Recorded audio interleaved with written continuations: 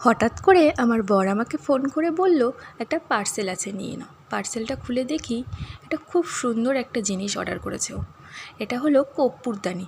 জিনিসটা আমার কাছে খুব ইউনিক লেগেছে, তাই ভাবলাম তোমাদের সাথেও শেয়ার করি। এই দেখো, এটা হলো কর্পূরদানি।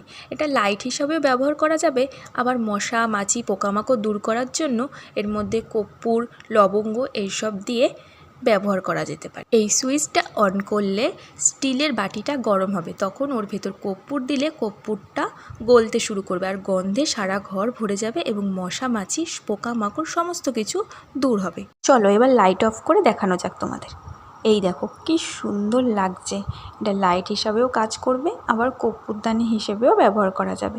আমি এর মধ্যে আমার ঘরে হচ্ছে কর্পূর আর লবঙ্গ ছিল, তাই কর্পূর আর লবঙ্গ আপাতত আমি এই স্টিলের বাটিতে দিয়েছি। বাটিটা একটু গরম হয়ে গেলেই দেখবে কর্পূরটা গলে যাবে, তারপর সারা ঘরে গন্ধে ভরে যাবে।